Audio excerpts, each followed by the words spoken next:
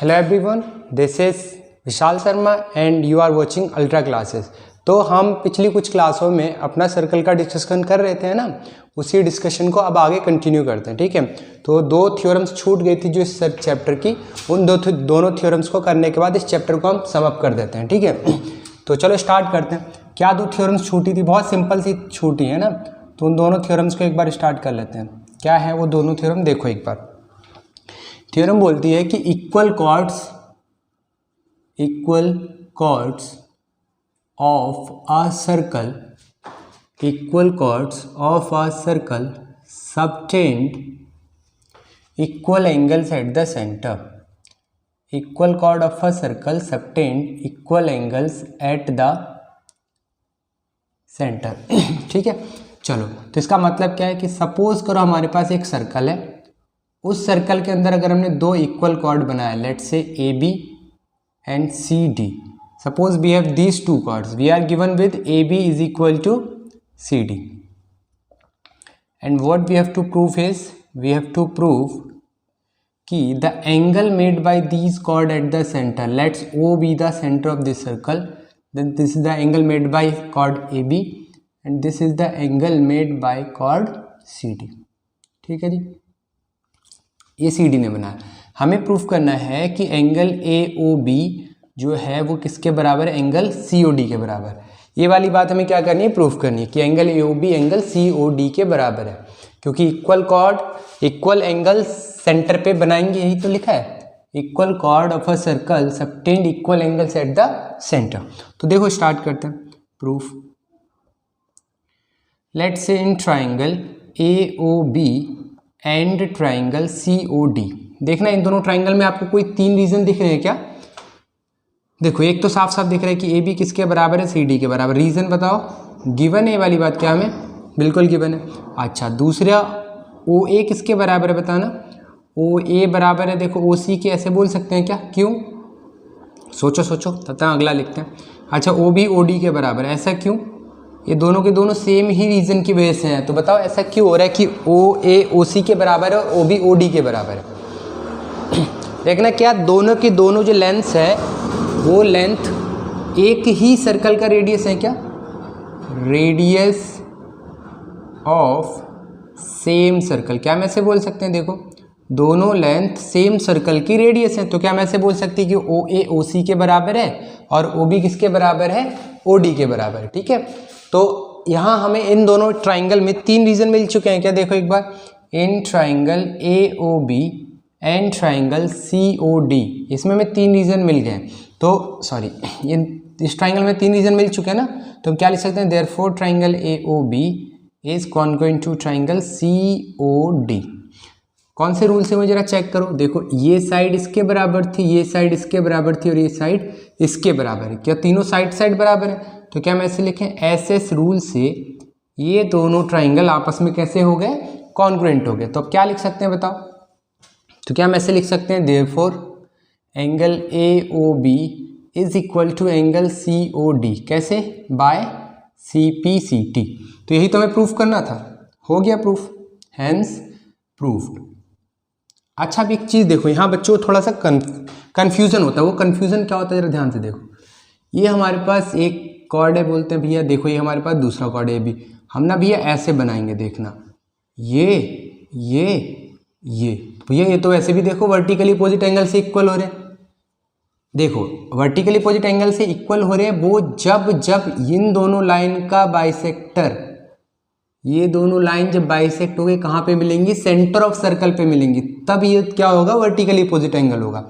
अब सोचो, किसी ने अगर ऐसे बनाया है, तो एक ने ऐसे बनाया है, एक ने ऐसे बनाया है, अब क्या करोगे, अब ये जो एंगल बनाएगी, ये क्या ऐसा वाला एंगल बनाएगी, और दूसरी वाली जो कॉर्ड देखना वो ऐसा एंगल बनाएगी।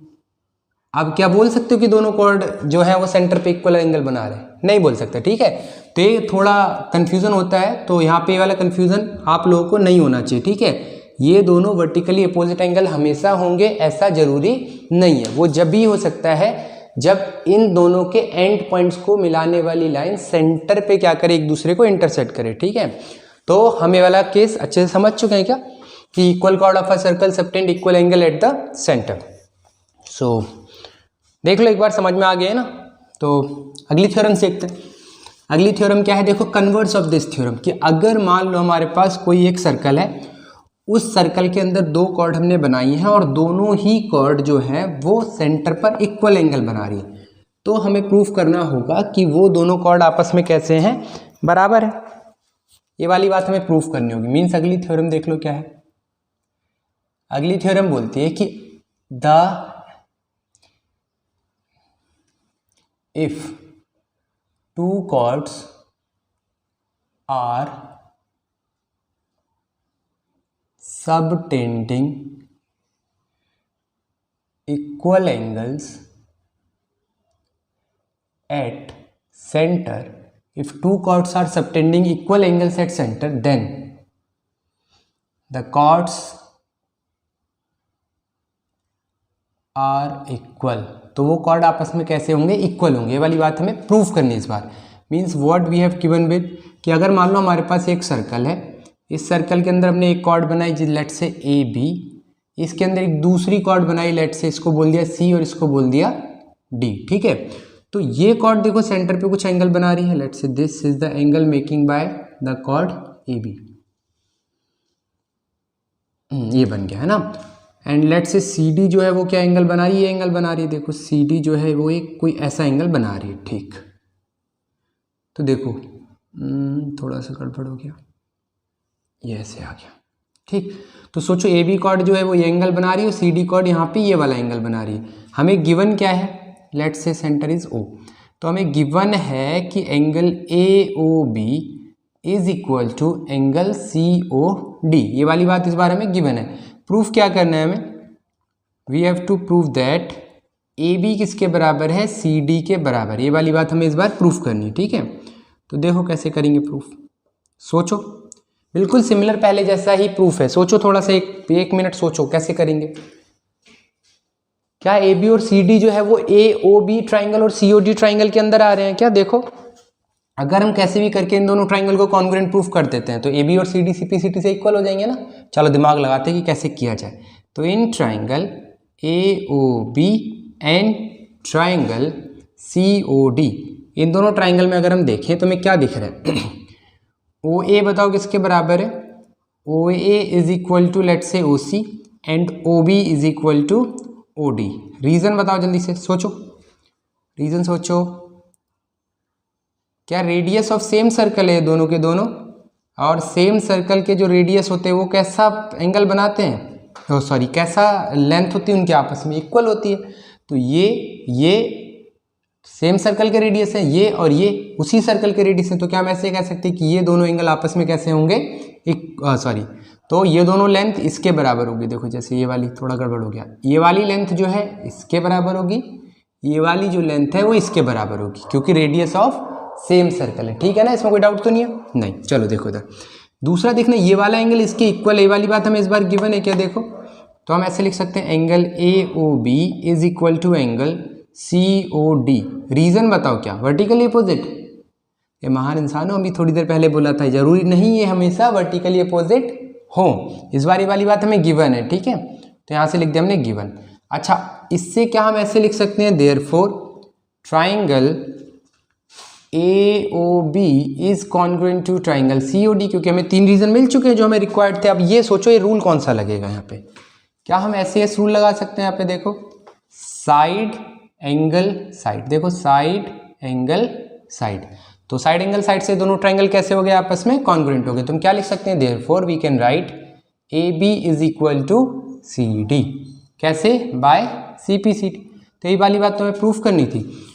तो अगर कोई दो कॉर्ड सर्कल के सेंटर पर इक्वल एंगल बनाते हैं तो वो दोनों की लेंथ आपस में कैसे होगी, इक्वल होगी। दूसरी बात, अगर दो इक्वल कॉर्ड सेंटर पे कोई एंगल बनाएंगे तो वो एंगल आपस में कैसा होगा, बराबर होगा। तो यही दोनों बातों के साथ आज का लेक्चर यहीं पे फिनिश करते हैं, ठीक है।